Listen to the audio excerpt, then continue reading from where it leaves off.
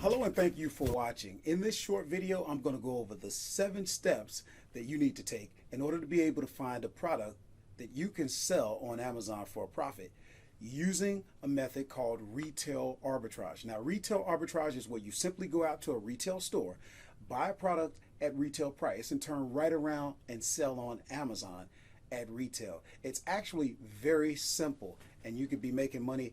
Guys, I do it all of the time. The key is knowing those steps. So we're going to get you started and help you out right now, because if you don't know the steps, what tends to happen is you go into a store, you end up meandering around with no real direction, and time flies. When you're doing retail arbitrage, it's nothing for an hour to go by and you want to have something accomplished.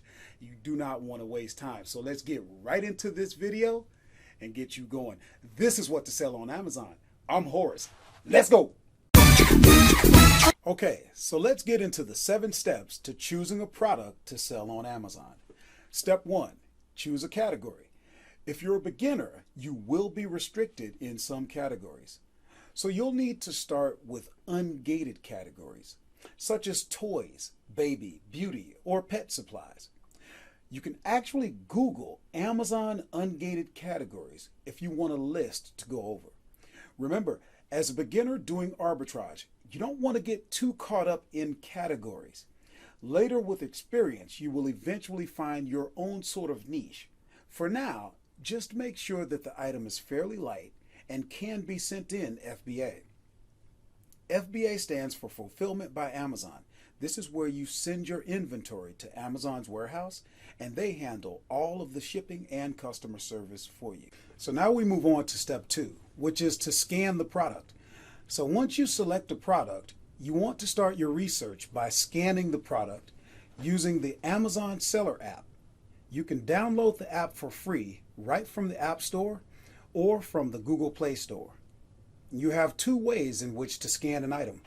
You can either scan the UPC code from the product, or you can tap the camera icon and the app will actually take a picture and search the catalog for a match.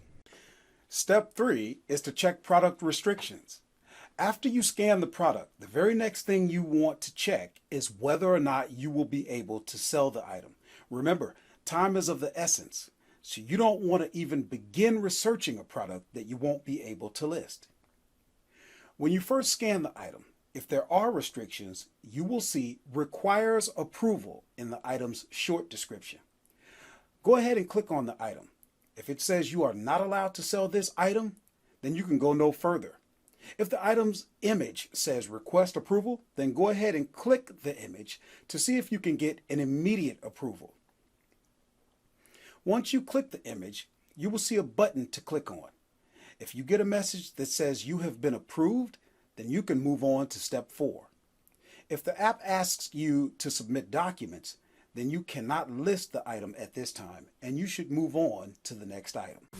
Step 4 is a critical step. It deals with the product's rank, and this is key in determining whether or not you want to sell the product. Let me explain. You see, Amazon uses what it calls product rank to represent how popular a product is on Amazon. The lower the number, the more it sells. So ideally, you want the products you sell to have low rank. This will ensure that your inventory moves. Generally speaking, I recommend you consider selling items with a product rank no higher than between 100,000 and 150,000. Remember, the lower the rank, the better.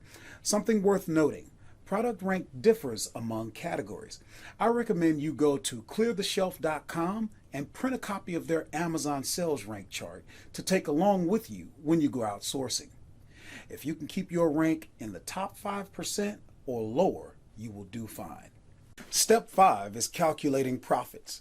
The entire process boils down to this step because you're here for the sole purpose of making money.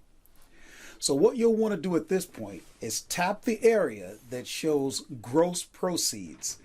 This will bring you to the screen where you can input the numbers to be added up. Make sure you're on the Amazon Fulfilled tab and not Seller Fulfilled. Amazon will autofill the low price in new. This will be the lowest of all FBA sellers, but it can be changed if you're considering selling at a higher price. Next, you'll put in the cost to ship the item into the Amazon warehouse. You're estimating here, but as a general rule, I would enter $1.50. That number will come down drastically as your shipments increase in size. So this gives you a nice cushion to go with.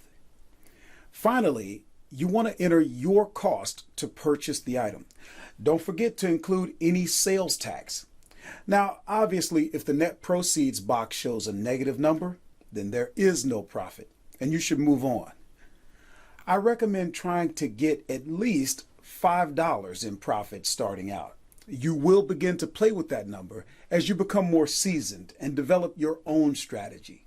Step 6 ties in closely to Step 5, checking your competition. Go to the product details and look at the section that shows all the sellers of the product. In the first column, you will see whether or not Amazon is currently selling the item. That doesn't bother me one bit, and I will jump on a listing with Amazon as long as there's a big enough profit margin. I've found in my experience that Amazon will give you enough sales for your inventory to move. It only makes sense that they would want you to be successful so that you remain on their platform. Also, you need to be aware that at the time you're scanning, Amazon might not have stock, but they might have stock by the time you get your inventory sent in.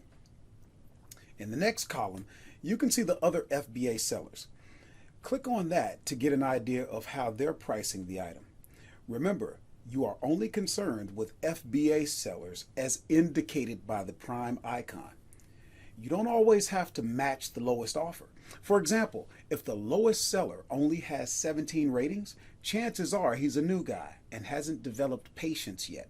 You might see another seller at a price $5 higher, but with 934 feedback ratings, you know he's a serious seller with more experience.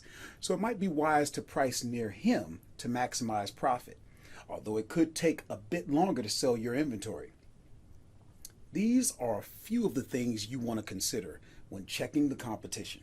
The seventh and final step is making sure that you can send your item in FBA. It eventually happens to us all. We find a good deal, almost too good to be true. And in our haste, we make the purchase only to find out when we go to create a shipping plan that the item cannot be sent in for Amazon to fulfill. Some examples are chocolates or any meltable items, as well as items that Amazon considers hazardous, like aerosol spray cans. In your Amazon account, you can go to the FBA restrictions and go over everything. But just remember that you will get better with time. Some final notes. The Amazon Seller app is free to download, but you must have an active seller account in order to use it. You might be a little nervous at first, but you will build confidence over time. This is not passive income. Retail arbitrage is a hustle business, but the hard work will pay off. Thanks for watching, and please give this video a thumbs up if you enjoyed it. Subscribe to the channel and hit the bell notification so that you don't miss our upcoming videos. This is what to sell on Amazon. I'm Horace, and I'm out.